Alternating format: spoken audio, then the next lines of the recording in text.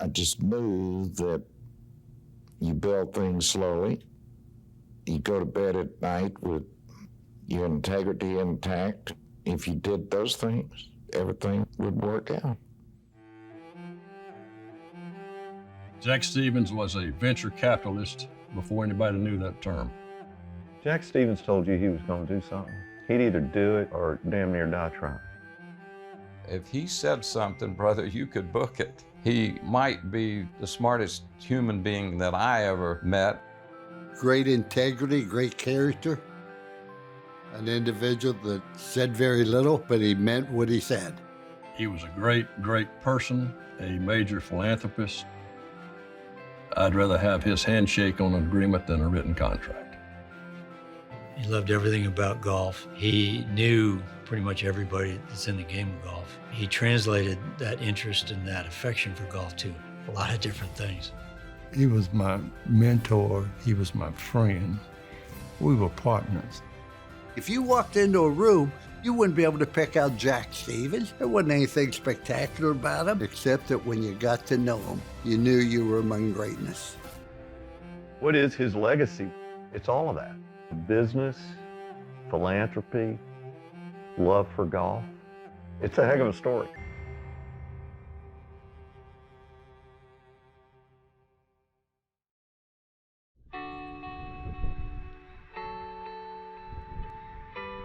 To appreciate the unassuming legend that was Jackson Jack T. Stevens, it's best to understand his humble beginnings. For the Arkansas dirt that he cultivated in his youth on his family farm in tiny Prattsville was the genesis of everything that would transpire in his remarkable life. Dad was one of 6, and he was by far the youngest, and my uncle was the second oldest of the 6. My uncle is the one that made this start possible because he was an extraordinary salesman. He literally started selling Bibles and belt buckles door to door. And he only had a 6th or an 8th grade education. His brother one time is quoted as saying that their father told them, poverty is nothing to be ashamed of, but it's something to get away from as quick as you can. And I think Jack took that to heart. Just sheer hard work on his part, he was able to accomplish so much in life. Whit Stevens, Jack's older brother by 17 years, used his sales guile and grit to begin a career for himself beyond those Bibles and belt buckles. In 1933, forming a firm in the family name and what is now known as Stevens, Inc. He did well enough that he was able to put my father in a military high school, and he had by then also started W.R. Stevens Investments, which is what became Stevens, Inc. Jack would take that military education all the way to the Naval Academy in Annapolis, Maryland, graduating in 1946 among a class of a future president and several admirals. Upon graduation, he immediately saw the opportunities his older brother had established back home in Arkansas. My uncle came in and said, well, Jack, what are your plans? And Dad told him he was thinking he was going to go to Wall Street. And my uncle said, oh, Jack, don't do that. I'll make you a 50-50 partner, and you come on back and work with me. And they shook hands, and that was that. It was a handshake deal that would last some 41 years. They were both incredibly bright people. They were also ambitious, smart and ambitious, and the opportunities they saw here in Arkansas made a good path for them. It's a great example that it doesn't matter where you start. It's your values, your intelligence, your hard working, and the decision making that you go through. You go back and you look at great choices that Jack and Whit made, and that's why they were ultra successful. What he did following on his brother's starting our firm, and to be in the financial services business headquartered in one of the most unlikely places, is genius. It seems counterintuitive that an introverted poor boy from southern Arkansas would go on to become one of the most revered and respected businessmen on the planet. But Jack Stevens was never about convention. Unassuming to his core, but always steadfast in his beliefs. He had an awareness of all things was around him. He would notice things when you think it's not. Sometimes you wonder, how did he realize that? Oh, Mr. President, would you bring me a cup of coffee? Yes, sir. Jack did not like to speak. He didn't like big crowds. But one-on-one, he was totally committed to you. And you felt like the only thing that he was even thinking about was you. He felt people. It wasn't just the brain side, it was the heart and soul. He just had an extra sense, if you would. There was just a presence about the man. I don't know that it could ever be explained, but it was special. Stevens Inc. would expand rapidly under Jack's leadership in the 50s and 60s, becoming the largest investment banking firm in the country outside of Wall Street. His ego didn't need vast scale or an office on Wall Street or anything like that. He was sure enough of himself and his own abilities that he just didn't need that. People would say, well, do you ever consider moving to Dallas or New York? And he says, well, we moved. We moved from Prattsville to Little Rock. Sometimes not being where everybody else is, it keeps you out of some sort of herd mentality. He would just look at it and go, I don't understand what they're doing. We're just going to keep doing what we're doing. Stevens Inc. helped define the modern business world, providing capital and investment banking services to young companies to grow and expand into renowned brands, including Walmart, Tyson Foods, Systematics, and Alltel. Doing it all from Little Rock, Arkansas. People would say, who the hell are these guys? Jack had sort of a sixth sense for seeing a good investment, for making money. It was something that came naturally to him, that he could look at a situation or a deal and just see something that the rest of us didn't see. I called him. He said, what are you doing? I told him I was working for this little company. We weren't making much money. He said, how much capital do you need? And I said, I believe if I had $1 million, we can make it work. He said, well, you've got the $1 million. That was in 1962. And in 2005, we sold that business for right at $29 billion. He was a man that bet on people, and he was willing to put his money with your money to prove his point. When you gained Jack's trust and he believed in you, he'd do anything in this world for you. You're just an individual that could evaluate the situation, also evaluate people.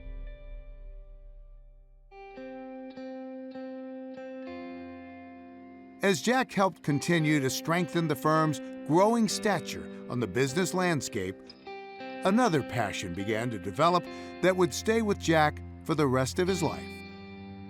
He just came to love every aspect of golf. He loved the camaraderie. He loved how even if you were playing an opponent, you weren't playing that person. You were playing the course and yourself. He loved being on the course. He thought the golf courses were beautiful. He just had a feel for the aesthetics of the game and the integrity of the game. His love for the game just overwhelmed him from that point on. He loved the game of golf because it was a lot like life. You're going to have good breaks, bad breaks. You're going to have some good shots, bad shots, have adversity, but it's how you overcome it. The tail number on his airplane was 1818, and the meaning was he used to play 2 18s a day. In 1962, he was invited to become a member of the famed Augusta National Golf Club and quickly fell in love with the club's rich history and traditions. Everyone there respected Jack for what he accomplished. Everyone knew he was a smart business guy, and where he lived did not make any difference to the world that they operated in. He was highly respected. We learned golf together. It started out that way. He was a 29 handicap. Eventually became the most feared 12 or 13 handicap in the club that you wanted to see. We made average of 24 trips to Augusta each season. That was his love. That was his favorite thing to do. I don't think you get to his station in life unless you were competitive. If you were coming down the wire and he was your partner and he needed to make a putt, you wanted him on your side. In 1991, Jack would become Augusta National's 4th chairman, serving for 7 years, helping to usher the club and the Masters tournament into golf's modern era. He didn't make a lot of rules. He didn't push his weight around. People who knew him really liked him, and people who didn't know him were intimidated by him. People's reception to him depended on how well they knew him. Once they knew him, they saw that he was easy to talk to and a funny guy. All the little things that have happened since then at Augusta National, to take it from here to here, he was a guy that got things done, and lots of them. Contribution he made to Augusta was tremendous, and he did it without any fanfare. His feelings about Augusta National reflected the way he'd grown up. I hear stories from sports writers who talk about what an iron hand the chairman always rules with. And I think from inside it, I don't think it looked like that. Jack's humble and human approach to the game would manifest itself beyond Augusta National's pristine fairways, most notably in his commitment to youth and amateur golf. In 1997, he offered $5 million to help support the creation of First Tee. I don't know if First Tee gets going without that commitment from him. It just turned everything around. We could do so many different things.